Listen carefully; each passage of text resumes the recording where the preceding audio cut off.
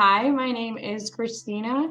I'm 33 and I am a receptionist at the Zeph Center.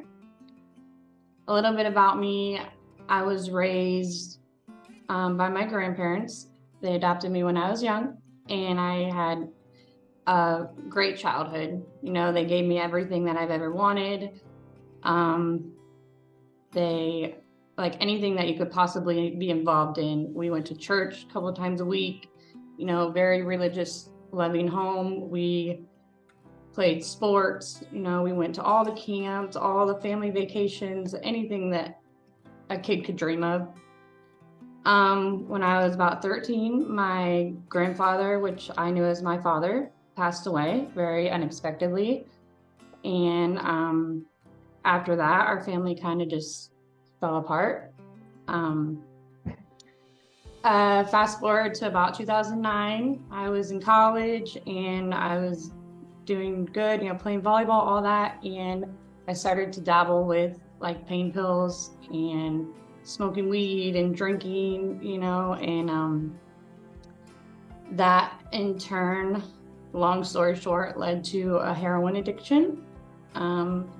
When I first started using pills and heroin and all that, because I came from such a great home, I was very sheltered and I was very naive. And I didn't think that the bad people in the world were just on movies, I was so innocent and I believed everything. I thought everybody was a good person. And so that got me into some bad situations with some bad people. And before I knew it, I was addicted to heroin. I went in and out of my addiction for some years, been a long time. I was in and out of jail, in and out of rehab. I had every chance to get sober, and I just kept going back, and I can't even tell you why. Insanity, that's why. My addiction had such a hold on me that I didn't even realize was even possible.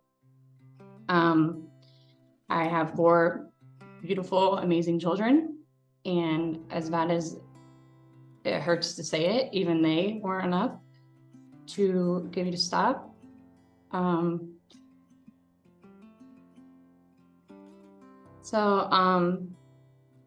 Not only did my addiction take my children away from me, I've missed years of their lives that I'll never get back.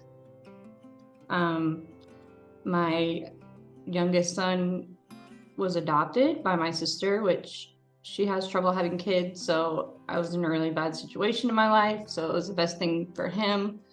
It was hard for me, but it was a blessing to everybody involved. I was in and out of sobriety. There were times where I'd have a couple years sober, and there were times when I could barely go 2 days, At one time, when I was sober, I started to get my family back and my kids and all that. And eventually my addiction took that away again too. I fell back into, which when I relapsed this last time, I didn't relapse on heroin. I relapsed on meth because in my mind, my addiction was telling me, at least I'm not doing heroin, it's meth, but at least I'm not doing heroin. So I was very actively using meth for a year and a half. And eventually that led me back to heroin as well, because everybody around me was doing it. And, you can only go so long. You can only hang out somewhere. You can only sit so long in a barbershop and not get a haircut, So eventually I relapsed on heroin as well. Well, fentanyl, I guess now, because that's just what's out there. So then I was very actively using heroin and meth. I was doing them together. I was hanging out with all the people. The only people that I hung out with were the people that I got high with. I wasn't working. I had to support my habit. So then I started selling. I thought I had all the friends because everybody wanted to be around me because I had everything that they wanted. They really cared about me, was what I thought. And, you know, I had the boyfriend and the toxic relationship and just the carelessness and, you know, just the street life. You get addicted. You're not only addicted to the drugs, you're addicted to the people that you're around. You're addicted to the hustle, the money, you know, all of it. And in 2020, I was with my boyfriend at the time, and we had our own house. It was really a terrible, terrible life that we were living. Like, we were in a house that was being remodeled.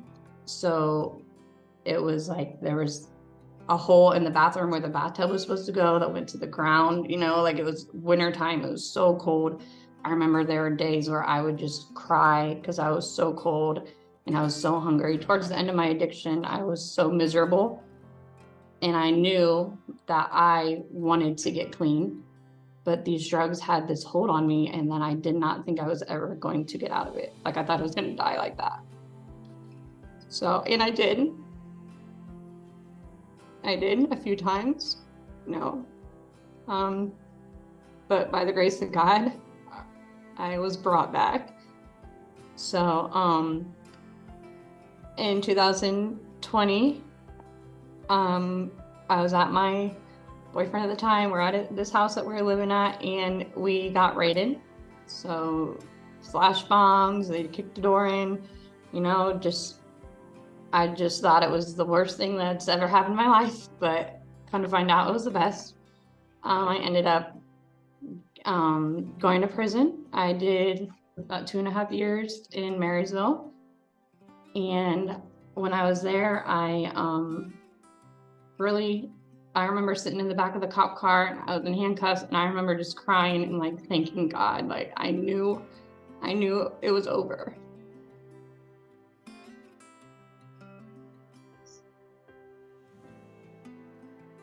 So I went to prison, and I did everything that I knew that I needed to do.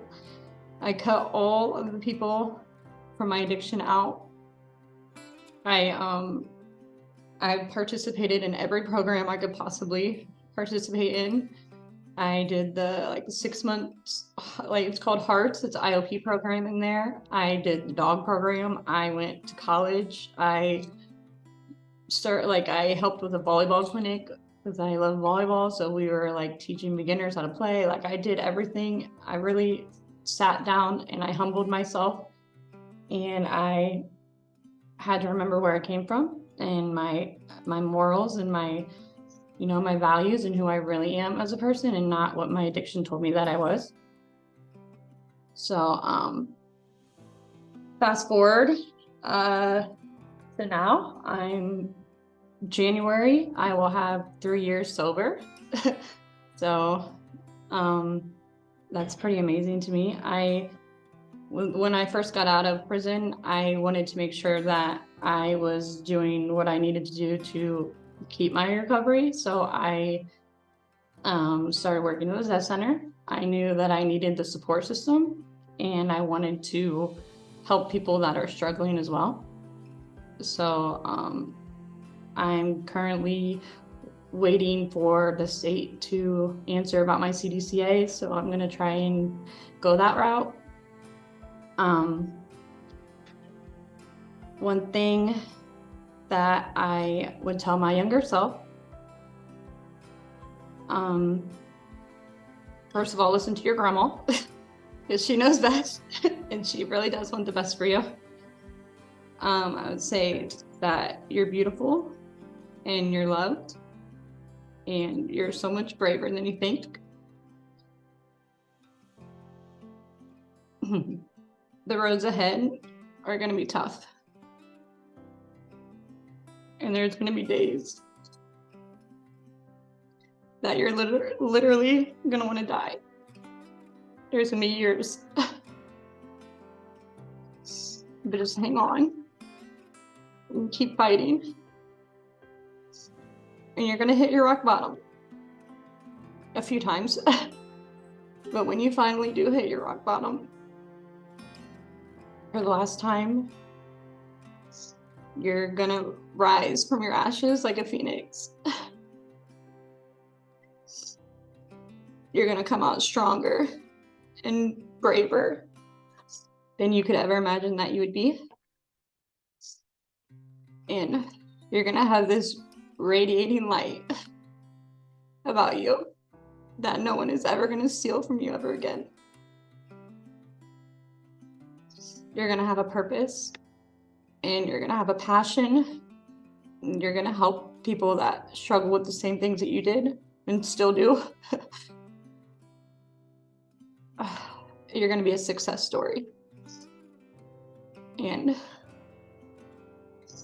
you're going to be an inspiration. And you will love your life again. And you will love yourself. And you will know your worth. Just trust God and trust the process. And it's all going to be worth it.